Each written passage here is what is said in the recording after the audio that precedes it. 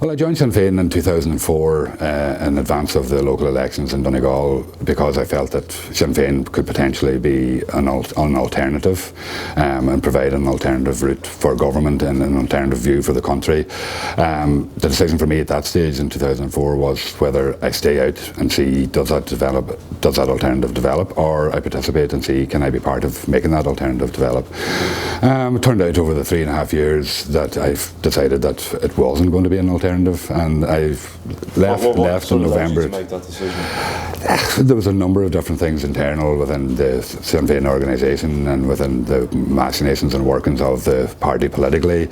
There was decisions around, things that happened around the 2007 general election in terms of Sinn Féin looking to negotiate with Fianna Fáil before the election was even held, and other matters as well locally, internally within the party. I would say that I don't regret joining Sinn Féin, but I don't regret leaving Sinn Féin either. And I think it was a very good learning experience. And I do believe that it reaffirmed for me that a political party system is not the way to develop politics in the country. But Sinn Féin is a very different political party, a lot of people would say, in that it's much more closed ranks, there's much less dissent. A lot of people take their line from the leader, Gerry Adams, that there's a sort of a military discipline within the party. Did you experience that?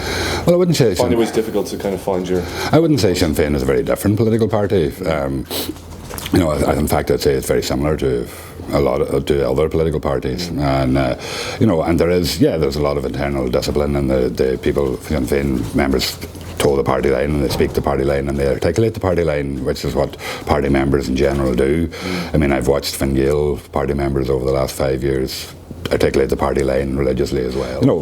Sinn Féin didn't work out for me. I didn't see Sinn Féin as being the alternative that I thought it could have been. I left, and I used that experience, I think, to colour my politics and my political outlook.